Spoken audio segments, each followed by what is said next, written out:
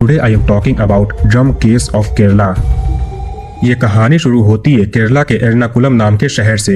यहीं पर एक नदी किनारे एक नीले रंग का ड्रम या बैरल पड़ा हुआ था। ये कई महीनों से यहीं पर पड़ा हुआ था। इसमें से हल्की हल्की बदबू आती थी, कभी ये बदबू तेज हो जाती तो कभी धीमी आती थी। तो 8 जनवरी 2018 के दिन सुबह के समय कुछ मछुआरे उस ड्रम की ओर से गुजर रहे थे। अचानक से इसी दिन ड्रम के अंदर से एक बहुत ही गंदी बदबू निकलनी शुरू हो गई। मछुआरों को डाउट होने लगा। इसकी गंध एक सड़ रही लाश जैसी थी। इन्होंने सोचा रोज रोज इसे झेलने से अच्छा है चलो आज इसे जड़ से ही खत्म कर दिया जाए। अब ये लोग ड्रम के करीब जाने की कोशिश करते हैं, लेकिन उस दिन ड्रम के अंदर से इतनी तेज गंध निकल रही थी कि किसी मछुआरे की वहां पर जाने की हिम्मत नहीं हुई।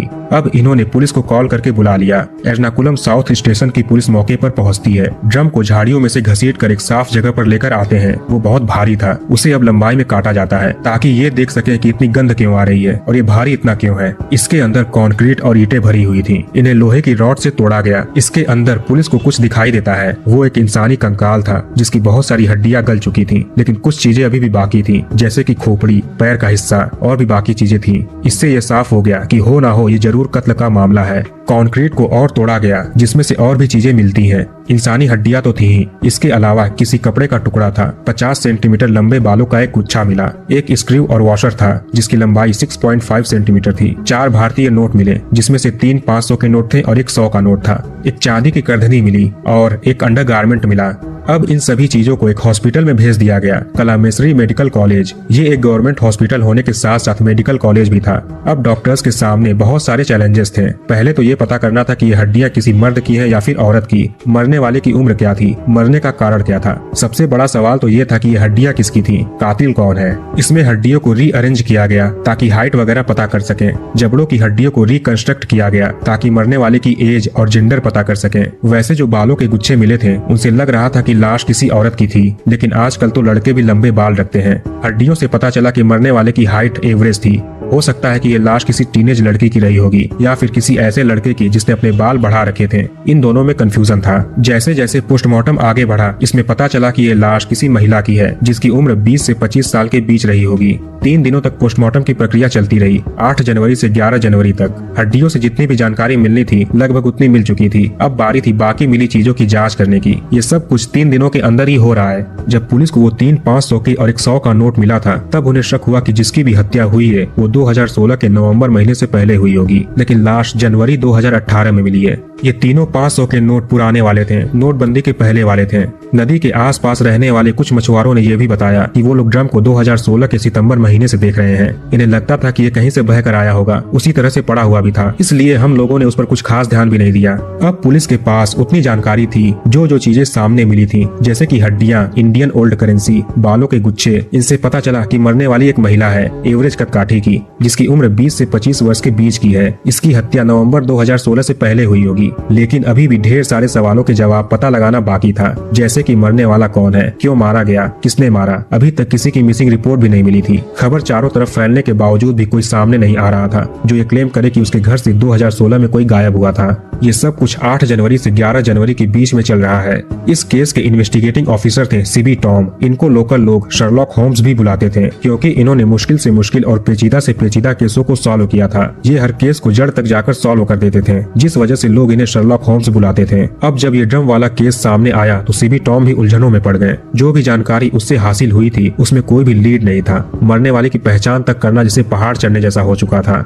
11 जनवरी 2018 के दिन सीबी टॉम को एक कॉल आता है। ये कॉल पोस्टमार्टम करने वाले डॉक्टर्स के हेड ने किया था। कॉल पर डॉक्टर ने ऑफिसर को बताया, देखिए हमें जितनी भी जानकारी मिली थी हमने आपको रिपोर्ट में भेज दी है, लेकिन हमें एक पैर की हड्डी में से स्क्रू और वॉशर मिला है। पता नहीं वो आपके कितने काम का है, लेकिन छोटी से छोटी जानकारी पुलिस के लिए कीमती हो सकती है। हमें विक्टिम के एंकल में से 6.5 सेंटीमीटर का स्क्रू और वॉशर मिला है। हो सकता है कि इसका एक्सीडेंट हुआ हो, सर्जरी के समय इसे लगाया गया हो। अगर मैं सही हूँ तो इसके ऊपर कुछ लिखा हुआ है। हमारे पास इतना एडवांस माइक्रोस्कोप नहीं है जिससे हम पता कर सके। अगर आप कुछ इंतजाम कर सके तो शायद कुछ बात बन जाए। सीबी टॉम ने कहा, अगर ऐसा है तो आप कुछ देर इंतजार करिए, मैं कुछ करता हूँ। सीबी टॉम ने जुगाड़ लगाकर एक हाई रिजोल्यूशन कैमरे का बंदोबस्त कर लिया। लिया। अब इस कैमरे से स्क्रू को देखा गया। उसकी ऊपरी सतह पर लिखा था पिटकर। ये मैन्युफैक्चरर का नाम था और इसके साथ साथ इस प्रोडक्ट का एक बैच नंबर भी लिखा हुआ था। पिटकर पुणे बेस्ड एक कंपनी है जो कि सर्जरी इक्विपमेंट्स, हड्डियों के लिए स्क्रू वगैरह बनाती है। एक तरह से मेडिकल कंपनी समझ लीजिए। अब इस कंपनी के बारे में पता लगाया जाता है जिससे उनके क्लाइंट्स के बारे में पता चल सके। सीबी टॉम को रिसर्च करने के बाद पता चलता है कि पिटकर के ढेर सारे ब्रांचेस हैं, लेकिन केरल में केवल एक ही ब्रांच है। यही इकलौता डीलर पूरे केरल में सर्जिकल इक्विपमेंट्स और स्क्रू प्लेट सप्लाई करता है जो कि पिटकर कंपनी बनाती है।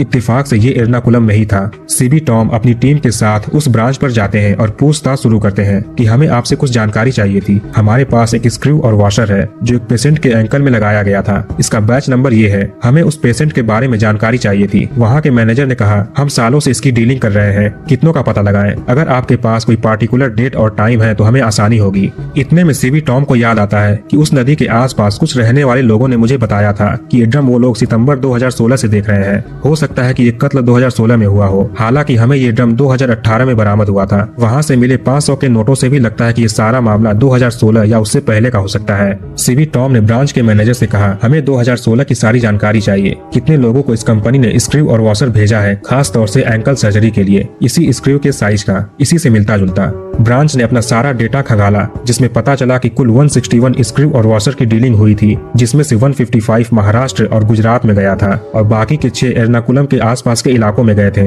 इतना सुनकर पुलिस वालों को कुछ उम्मीदें नजर आने लगी कि उनका इन्वेस्टिगेशन सही ट्रैक पर चल रहा है। इसके बाद पुलिस की अलग अलग टीमें इन 6 पेशेंट के घर पर जाती है, जिसमें से 3 तो आसानी से मिल गई थी। इन्होंने कहा कि हाँ, 2016 में इनका ऑपरेशन हुआ था, एंकल सर्जरी हुआ था जिसमें स्क्रू और वॉशर लगाया गया था। अब पुलिस को बचे हुए 3 पेशेंट नहीं मिल रहे थे। जैसे तैसे 2 और पेशेंट मिल गए, वो भी ठीक ठाक थे। अब पुलिस को एक पेशेंट नहीं मिल रहा था, उसे बहुत ढूंढा गया। वो थी 54 साल की शकुंतला। अब ये हुआ कि शकुंतला कहीं मिल नहीं रही है, उसका एड्रेस भी नहीं है। तो हम लोग उस हॉस्पिटल में चलते हैं जहाँ पर उनका ऑपरेशन हुआ था। पुलिस अब उस हॉस्पिटल में जाती है। वहाँ के सारे डेटा खंगाले जाते हैं, लेकिन शकुंतला नाम के अलावा कुछ भी वहाँ पर रजिस्टर नहीं था। ना ही शकुंतला का सरनेम था, ना ही एड्रेस, ना ही कोई फोन नंबर, कुछ भी नहीं मिलता। लेकिन विजिटर्स की लिस्ट में पुलिस को एक नाम दिखाई पड़ता है। वो बार बार हॉस्पिटल में आती जाती थी जब तक कि शकुंतला हॉस्पिटल में एडमिट थी। उसका नाम था अश्वथी दामोदरम और इसका एड्रेस भी दर्ज था। पुलिस उस एड्रेस पर पहुंचती है। किसी ने बताया कि वहाँ पर अश्वथी खड़ी है, उसका वो घर है। अब पुलिस घर पर आती है और सामने खड़ी औरत से पूछती है, क्या आप अश्वथी हो? उसने कहा, हाँ मैं ही हूँ।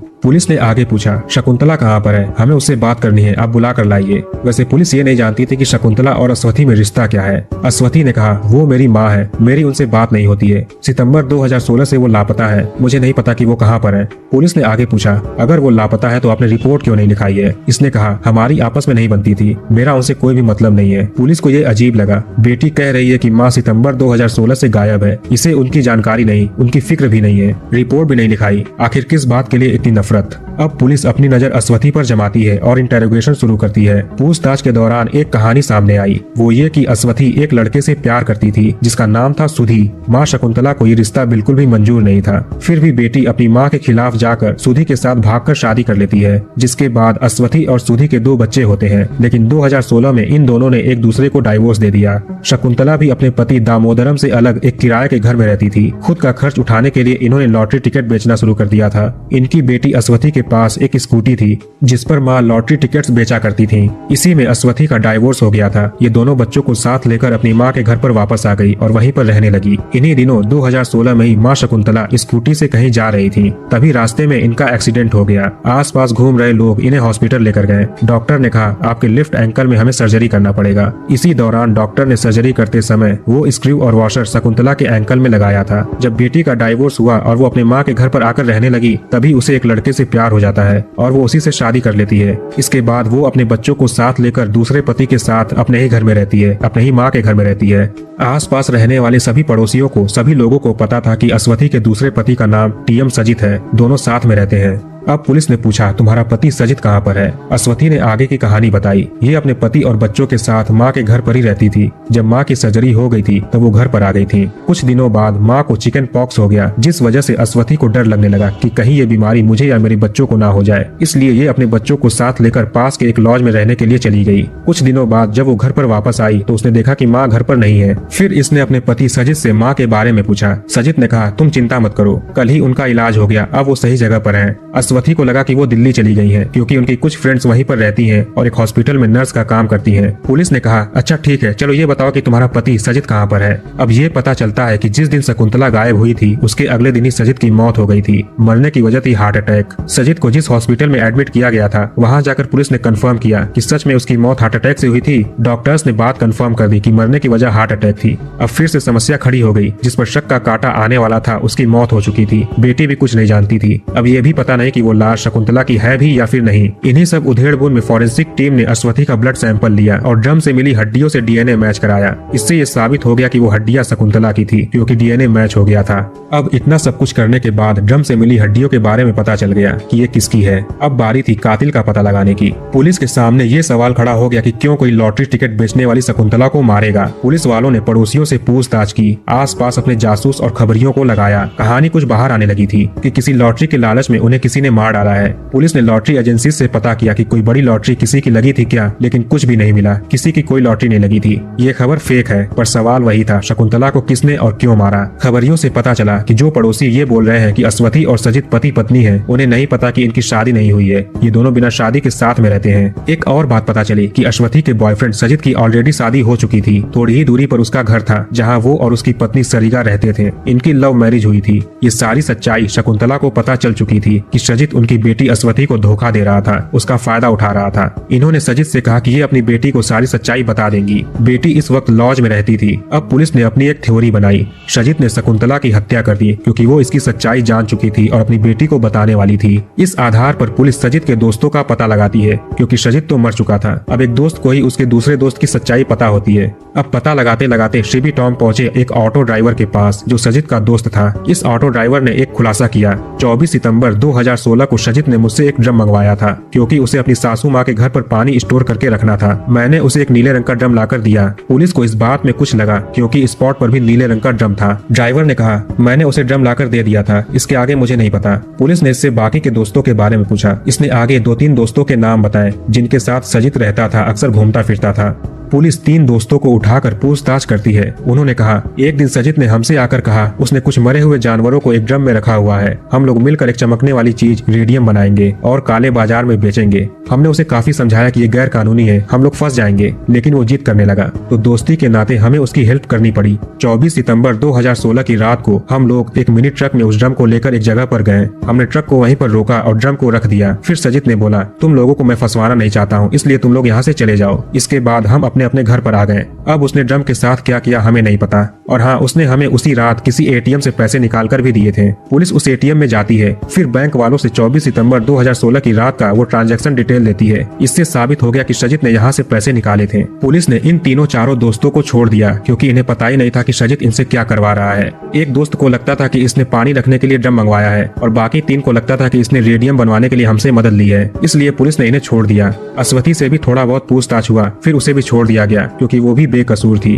उसे भी नहीं पता था कि उसकी माँ कहाँ पर है। उल्टा जिससे वो प्यार करती थी उसने ही उसे धोखा दे दिया, उसकी माँ की हत्या कर दी। ऐसे करते करते अचानक से इन्वेस्टिगेटिंग ऑफिसर सीबी टॉम को याद आता है कि सजित की एक पत्नी भी थी, वो इस वक्त कहाँ पर होगी। फिर से मुखबिरों को काम पर लगाया जाता है। खोजबीन करने पर सजित की पत्नी का भी पता चल गया जिसका नाम था सरिगा। पुलिस इसके पास आती है और पूछताछ शुरू करती है। यहाँ से सरिगा की भी एक कहानी बाहर निकलती है। करीब 30 साल पहले सरिगा की माँ वसंता परिवार के खिलाफ जाकर एक लड़के से भागकर शादी कर लेती है, जिसके बाद वो प्रेग्नेंट हो गई। पति ने प्रेगनेंसी के बाद इसे घर से निकाल दिया क्योंकि उसे तो इसका फायदा उठाना था और कुछ नहीं। अब सरिगा की माँ वसंता अपने घर पर आती है। घर वालों ने भी इसको एक्सेप्ट नहीं किया, करेंगे भी क्यों, जिन्होंने 20-22 साल एक लड़की का पालन पोषण किया, पढ़ाया लिखाया, खिलाया पिलाया, देखभाल किया। उसने एक ही दिन में सारे रिश्ते नाते तोड़कर एक लड़के के चक्कर में घर से भाग गई, तो वो क्या करेंगे। उन्होंने इसको एक्सेप्ट नहीं किया। अब वसंता एक पुल पर जाती है अपनी जान देने के लिए। रात का समय था, तेज बारिश हो रही थी। वहीं से एक ऑटो ड्राइवर या रिक्शा वाला सवारी छोड़कर घर जा रहा था। इसने वसंता को आत्महत्या करने से रोका।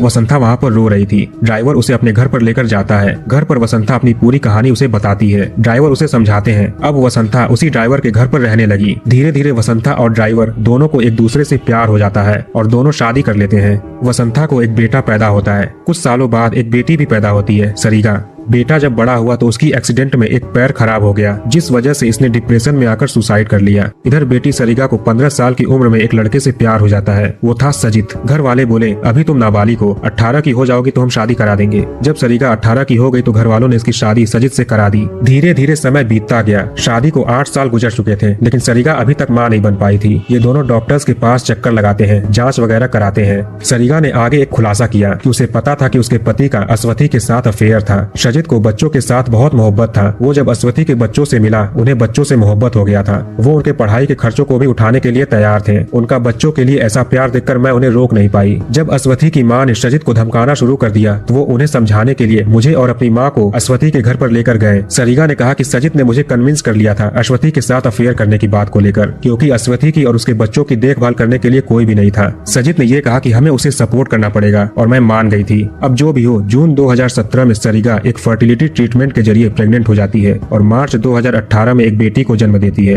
पुलिस को ड्रम 8 जनवरी 2018 को मिला था। इन्वेस्टिगेशन में 2 महीने बीत चुके थे। मार्च का महीना था। सरिगा हॉस्पिटल में ही थी। पुलिस उस हॉस्पिटल में आती है। वहाँ पर सरिगा और सजित के परिवार के लोग मौजूद थे। सीबी टॉम ने उन्हें बताया कि ऐसी ऐसी बात है, इसमें सजित ही मेन गुनहगार है, उसने ही शकुंतला की हत्या की थी। परिवार के लोगों ने कहा हमने न्यूज़पेपर में ये ड्रम वाला केस पढ़ा था, लेकिन हमने कभी सोचा नहीं कि इसमें सजित ही कातिल होगा। अब पुलिस को समझ आ गया कि क्यों सजित अश्वथी को सच्चाई पता लगने नहीं देना चाहता था। अगर उसे पता चलता तो वो बच्चों से इसे दूर कर देती, इसलिए उसने शकुंतला की हत्या कर दी, क्योंकि शकुंतला को इसकी सच्चाई पता चल चुकी थी। पुलिस ने सरिगा से पूछा सजित की मौत कैसे हुई। उसने कहा कि 25 सितंबर 2016 को उन्हें दिल का दौरा आया था।